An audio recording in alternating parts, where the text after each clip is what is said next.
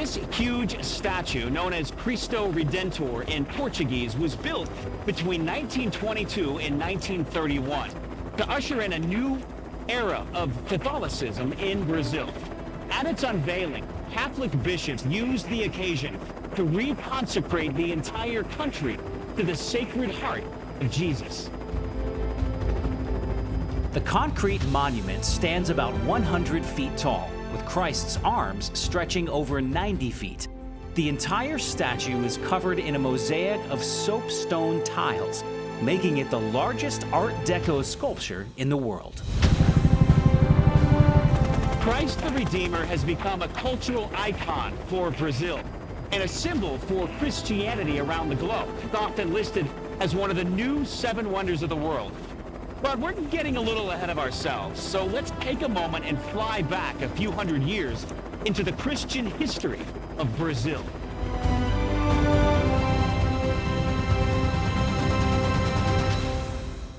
Our journey through history here in Brazil will be done in this, a 1973 Volkswagen SP2. Let's take a look under the hood. Now, the engine in this thing is not in here. Yeah, I was just checking the tire. Volkswagen manufactured the SP2 in Brazil between 1972 and 1976. The car sports a 1700cc 4-cylinder air-cooled engine. And this sweet, streamlined body design. They tell me the SP2 was a pretty hot car here in the Brazilian market during the 1970s. While the SP officially stands for São Paulo, Brazil's largest city, locals later gave it the nickname Sem Potência, which is Portuguese for without power. I guess we'll have to see.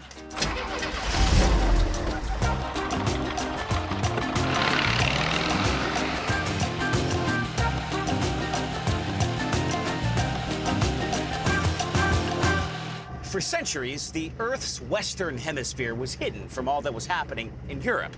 No one even imagined North, Central, or South America when they were looking at their flat Earth maps. But after Marco Polo's journeys to the Far East in the late 1200s, the world and its riches started opening up, revealing opportunities for European nations to expand their power and reach.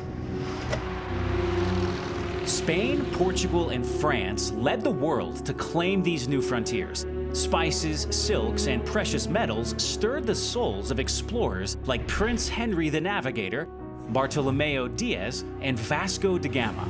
They would set out to find new routes to the east around the Great Horn of Africa, seeking glory for themselves and their royal sponsors. In 1500, the Portuguese explorer Pedro Álvares Cabral set sail for India with 13 ships and 1,200 men. His royal commission was to find a new trade route.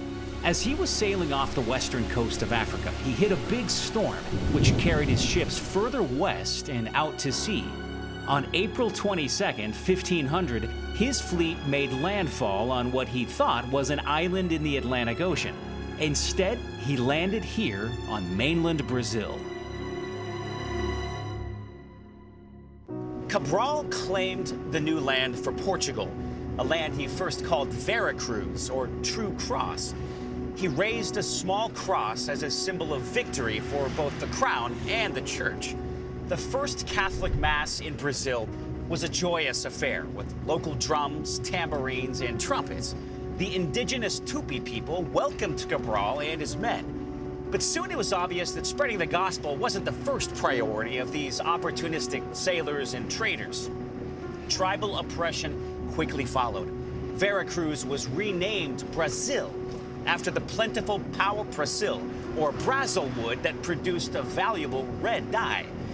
Christian history was off to a mixed start here in Brazil.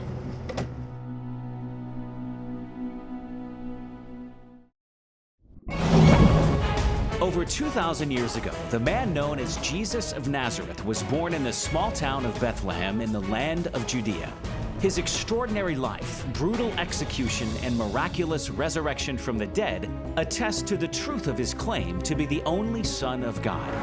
This is the story of how Jesus, through the lives of his faithful followers, has become known around the world, impacting all of human history from the first century until today. This is Drive Through History, Ends of the Earth.